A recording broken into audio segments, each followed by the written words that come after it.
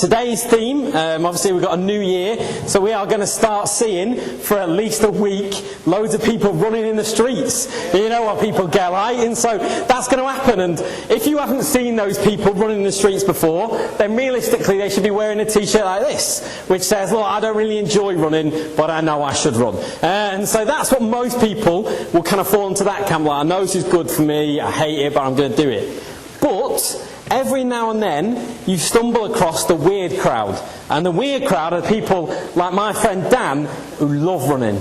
Can't get enough of it. Like for Christmas, he got flashing things, flashing clothes, so that he can run in the dark. So he looks like roadworks. And so like, it's weird. Like my friendship with Dan began when he ate the equivalent, it must have been about 7 persons worth of shepherd's pie in front of me. I bet him that he couldn't do it. He ate it non-stop for an hour and a half. That is where our friendship began. He's now changed. And so that is not a man who could put away 7 plates of shepherd's pie anymore, disappointingly for him. And so he's now started taking running really seriously. I knew he'd started taking it seriously when he once told me with great pride that he finished in the top 5 of a race. And to do so, he'd ended up wetting himself. And I thought, that is a man who's serious. I mean, like, you've got to be careful of that post-match hug. Oh, well done. Oh, what? What have you done, you animal? And so, but some people, they love this kind of stuff. He runs marathons now. He came second in the Liverpool Marathon and second in the Chester Marathon. He needs to win one. And so, I said, dig, he's not here, it's fine. And so he's good. He's taking it really seriously. But he was telling me that when you think of marathons at the top level, the best people at the marathons tend to be the Kenyans. There's all the Ethiopians are good and stuff, but the Kenyans, they are the ones. They win most of the marathons. There's only been one non-Kenyan winner male winner of the London Marathon in the last 12 years. They win it all the time. And I said, what is it? Like, why are they so good? They've got altitude, that's fair enough. And he said, well, there's this one village in Kenya called Iten, where basically you can just go if you want. You turn up, this is where all the major Kenyan athletes train. And literally, if you go to that village, you will see 100 of the top Kenyan athletes just running. And if you want to keep up with them, you can join in, and you won't keep up with them, but you can have a go. And he said, so all they do is every day they run with the best. They just run with each other all the time. They train with each other. And he said, the problem is, he is the best. He lives in Barnsley. And so he said, he's the best marathon runner in Barnsley. Probably not a tough claim. And so there's no one he can run with that's as good as him. He has to run with people for 3 miles, and then they get destroyed, and then he has to run with somebody else. And it's not the same. And there's another guy in Leeds that he could run with, but Leeds Athletic Club and Barnsley Athletic Club, if they start running together, there's an inter-club rivalry, which is ridiculous. And they'll be like, oh no, you're trying to poach our runner. And it's terrible. And so he can't really run with the best. But I said, maybe you should have to fly over and run with the Kenyans. I'm not sure he fancies that yet. I think that'll be quite a tough thing.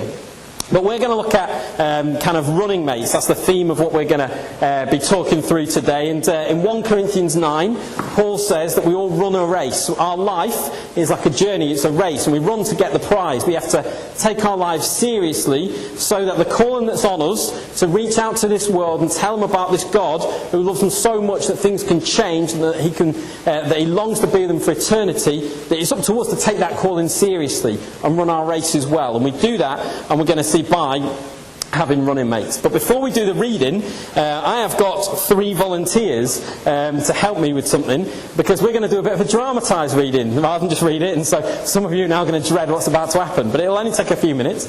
And so I have 3 volunteers, and they have to find me some more willing volunteers to act in my drama, so good luck with what's about to happen. So they have now 20-30 seconds to go and round up the people that they have been told to. If you don't want to do this, just shake your head at them and they'll go to somebody else. That's what they've been instructed to do. So go, wherever you are, go find your people.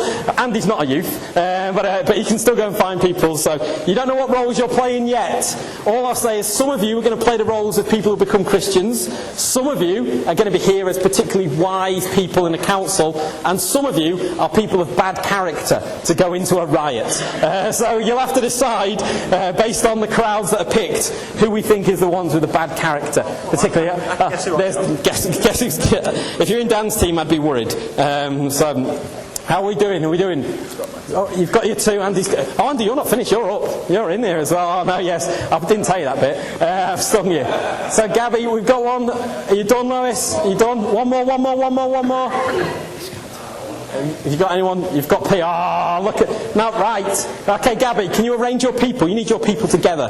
Get them in a team. And that's fine. You get your team together. So get into your 3 kind of teams, as it were. And we are, believe it or not, going to read the Bible. I'm going to read the Bible with some help from my actors here. So have you... Oh, Sue, you've got Sue. Right, good. Okay, so, Lois... Okay, you are going to be Paul in my story. So when Paul's there, you're going to have to act like Paul. Okay, you are going to be the Jews, and you've got a crowd. I'm not going to say anything about the crowd you've picked, Gabby, but you have a crowd, and you are going to come in when it talks about some wise people. I mean, it's an interesting choice, but fair enough. Right, we're going to look at Acts chapter 17. So Acts chapter 17 verses 1 to 10. And this is where Paul takes the gospel to Thessalonica. And so stay with me, you're going to have to be ready to act. Your best acting. We have not practiced this. This could be car crash. I mean, this isn't even going to be the worst bit of today. We haven't even got the runners in yet. Right, when Paul and his companions passed through Amphipolis and Apollos, don't worry, you don't have to do anything yet, they came to Thessalonica, where there was a Jewish synagogue. As was his custom, Paul went into the synagogue, and on 3 Sabbath days he reasoned with them, explaining that the Messiah had to suffer and to rise from the dead. So, Paul, you need to teach your people. Can you just be teaching your people about the gospel? Good teaching, that's what we want to see. I mean, that's like conducting, but that'll do.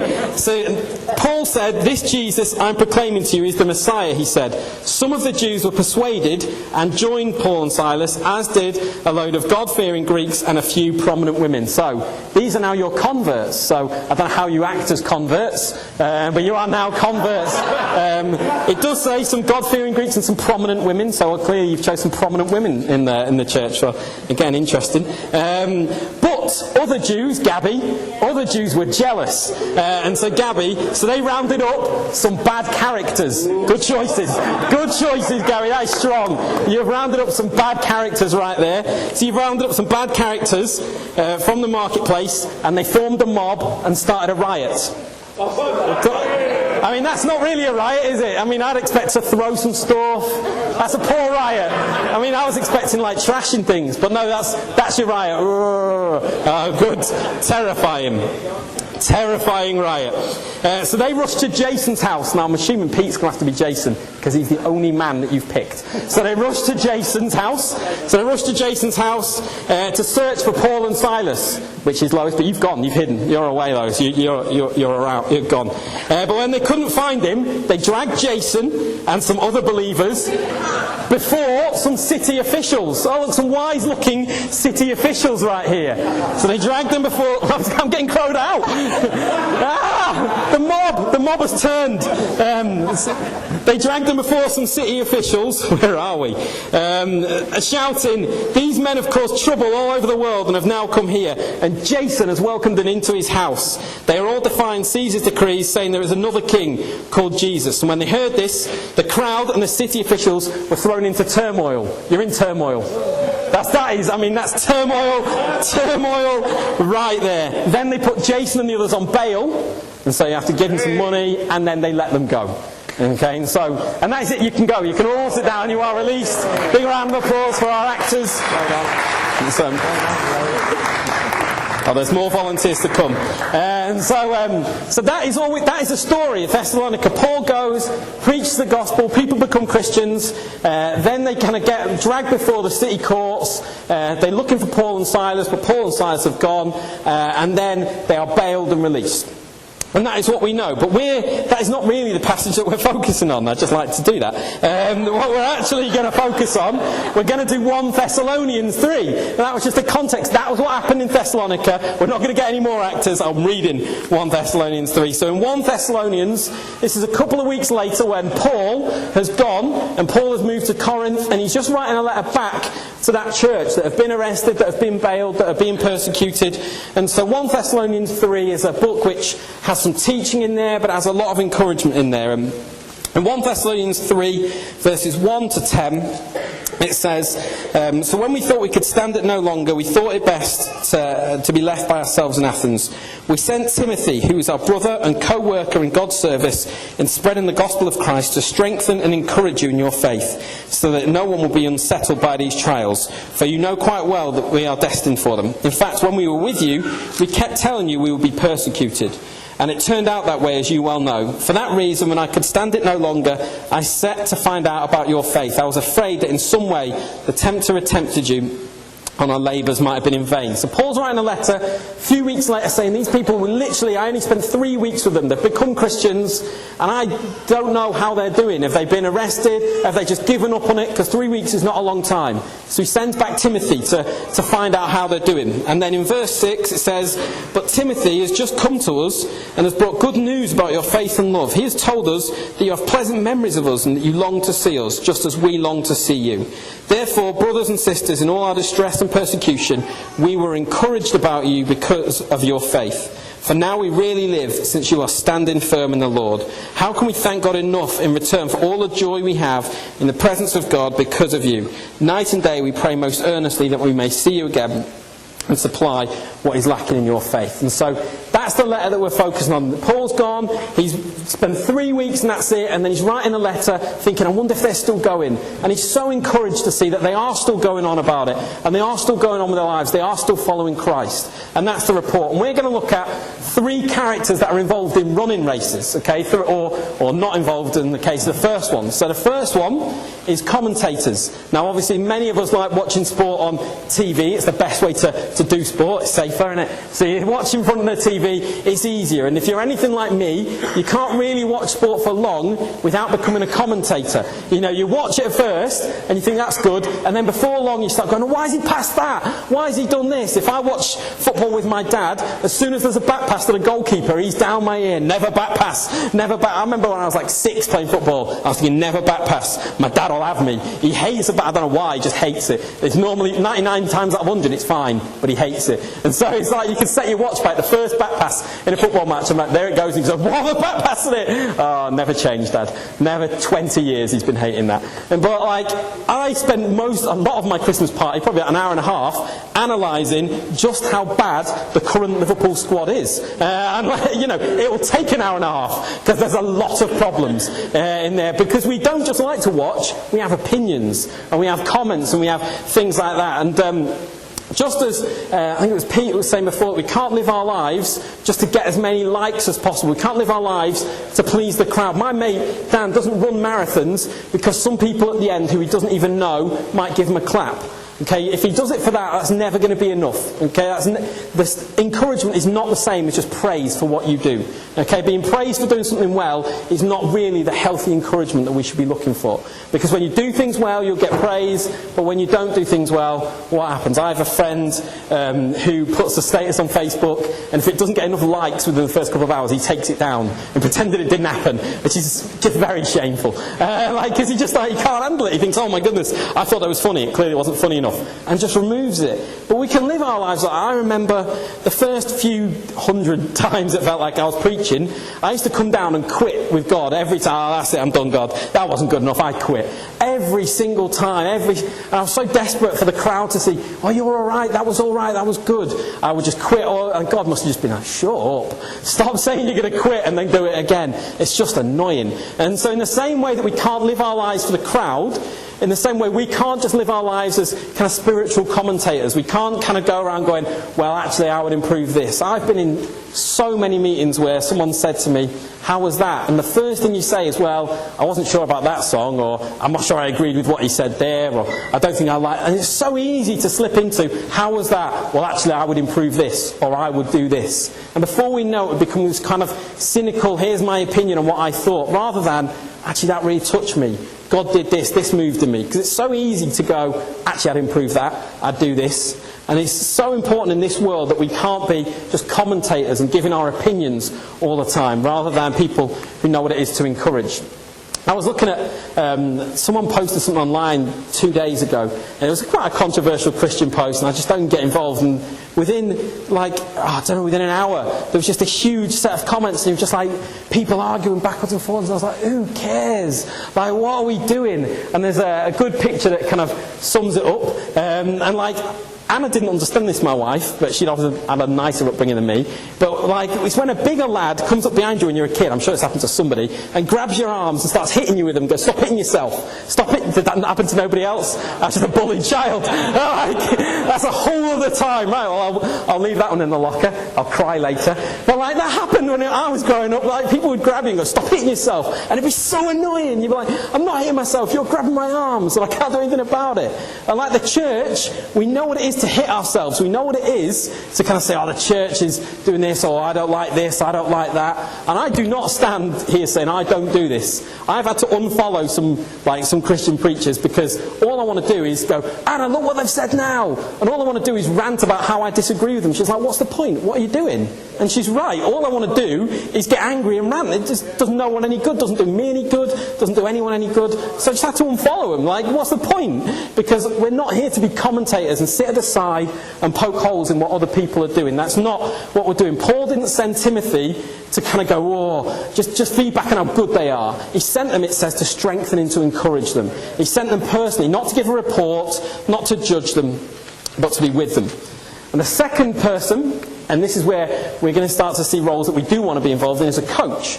Now, a coach is obviously somebody who will give you feedback. A coach will say, look, actually what you're doing here isn't great. A coach has got the right to suggest things that you maybe need to work on in your life, and that is important.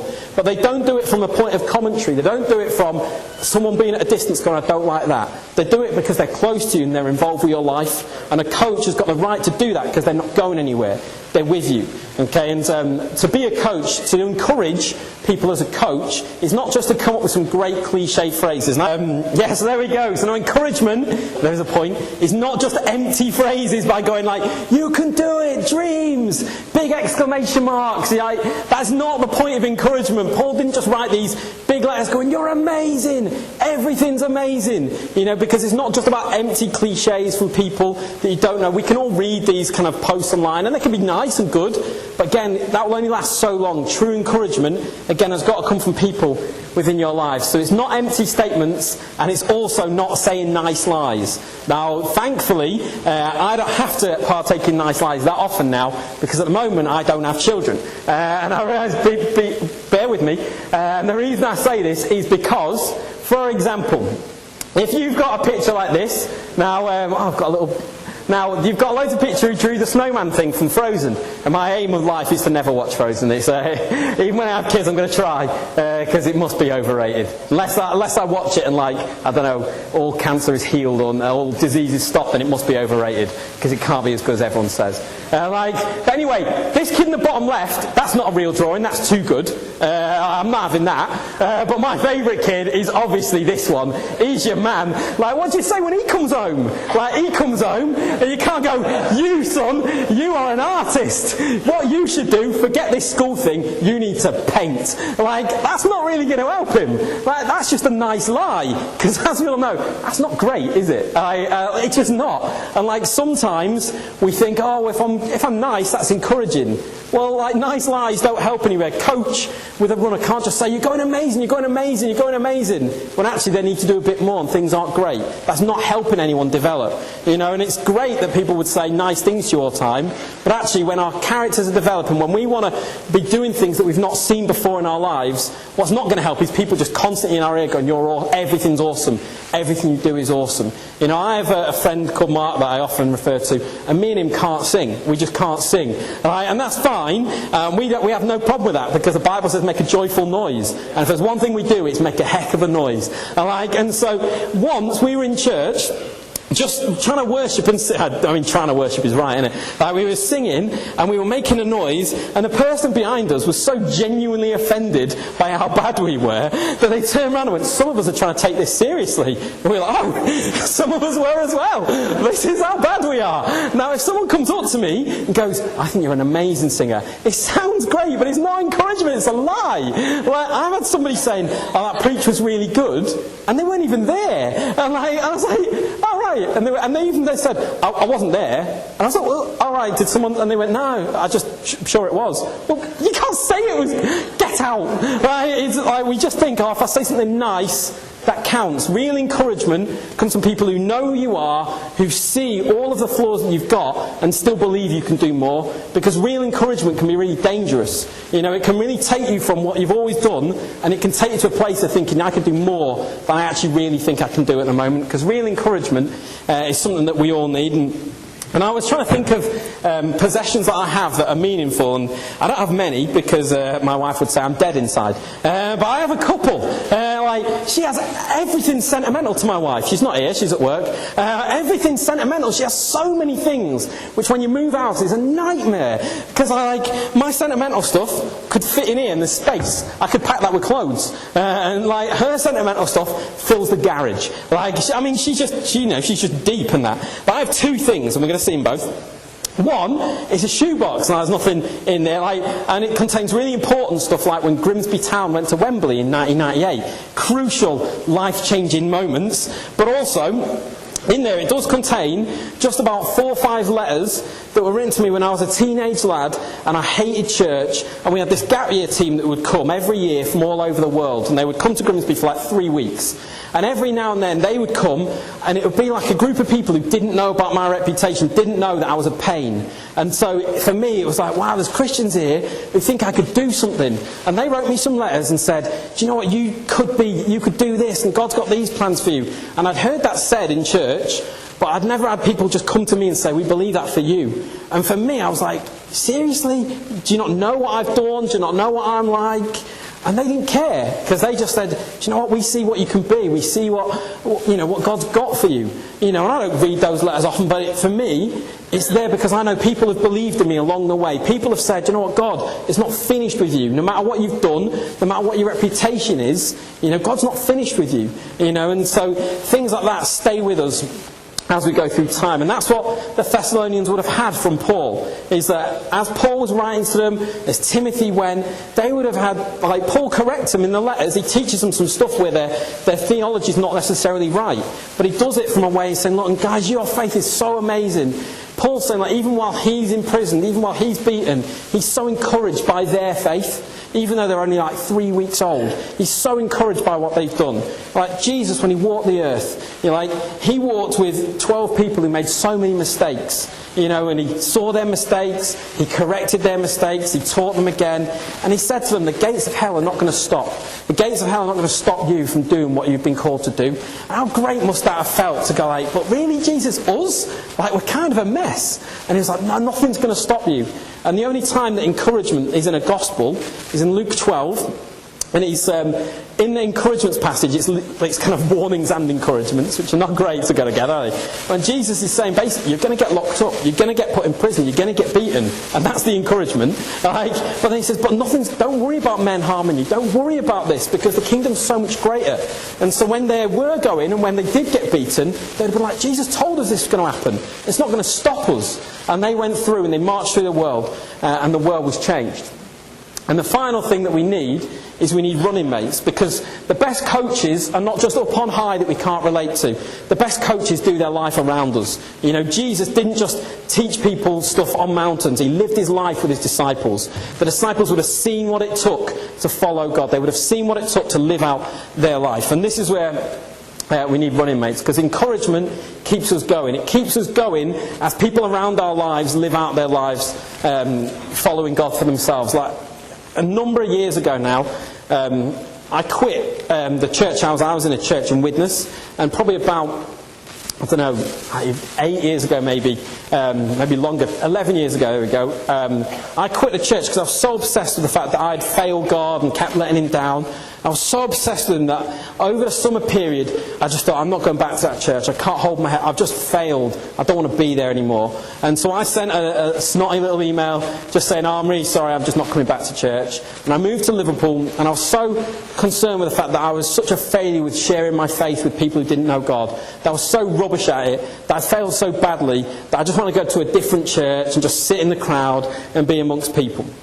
And God knows what he's doing, doesn't he? So I needed a house to live in Liverpool. I only knew one person in Liverpool. And the one person I knew in Liverpool was the one person that when I'd shared my faith with as a Christian at uni, the one person who became a Christian. And I'd not even shared my faith with her. I was sharing my faith with my mates. And she came up to me in the middle of the dining room and said, Dell, are you a Christian? I said, yeah. She said, can I come to church with you? I said, how's that work? I've prayed for these guys for ages. And then there's a random stranger coming up. But God knows. And so I ended up living in a shared house with that girl who'd become a Christian years ago and other people there. And then a few years later, one of those housemates got baptised, and it was amazing. But in that year, when I was just so fed up with church, I went to a different church in Liverpool, and I was just among a group of men who didn't really care that I'd failed. They had no interest. They loved me, they wanted to be around me. But the biggest thing for me is I saw that they wanted to follow Jesus with their lives, that they wanted to live lives after Jesus. And it wasn't like everything didn't revolve around me. They cared about me, but they had their own journeys to run. And as I saw that they could live out their lives with faith, I thought, that's what I want. I want to be somebody who knows what it is to really follow God in the way that he's called me to do it, in whatever lane he's called me to run in. Okay, and as I saw those people doing it, I thought, I can do this. And it built me up and it helped me to keep going more than just kind of words would have done, more than any of their kind of statements that they made. It was just seeing them and being around them and seeing them live out their lives. And the second and almost final thing is that encouragement challenges us to do more and go further than we previously have. Now, the bleep test, horrible. The bleep test. All you do is you run up and down and up and down. It was a whole PE lesson. That's like 50 minutes. I mean, going that is torture. And in my school, Jimmy Stevenson, king of the bleep test. We all know who the king of the bleep test is. And Jimmy was a legend. But ultimately, all it is just showing off. It's just going up and down a room and to see who can go the furthest.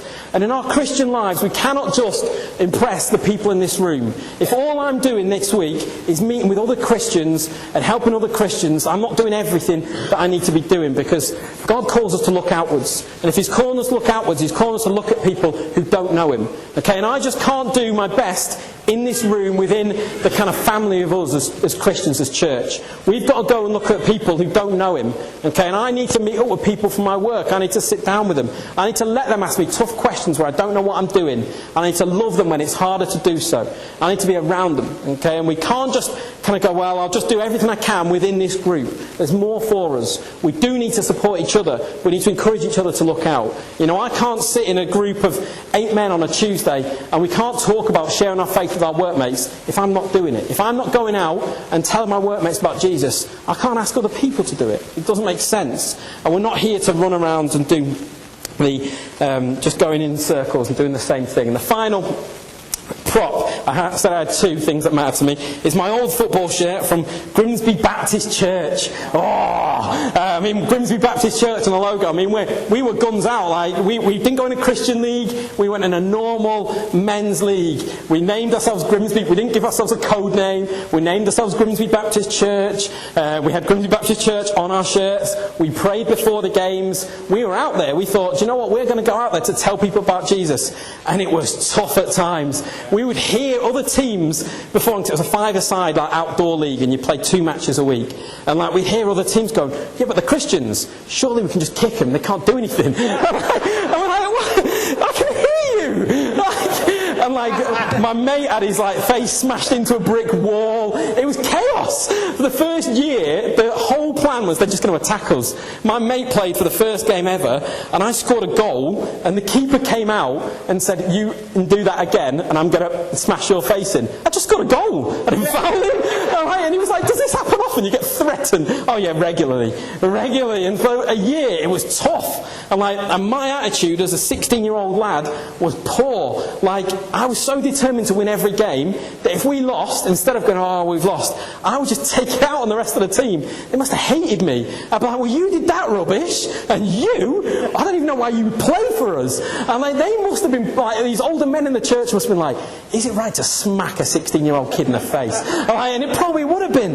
But then a crowd would turn up, and I'd be like the most encouraging. They must have been like, we are going to take this kid out. And so for the first year it was tough. And then it got better and better. And one year we played a team called the Pike Pub. And with 5-a-side, they got 2 men sent off in the first 5 minutes for attacking us. And so they did not like us. And then I scored a goal, and the keeper threatened me. Again, relatively common. And then he got sent off. So we were against 2. They were like, we're going to win this one, boys. We got this one in the bag. 5-on-2. Even we can take this. But off the side of the pitch, the 3 men who got sent off, we are going to get you after the game. And they were just threatening us. We're like, oh, we are going to get beaten.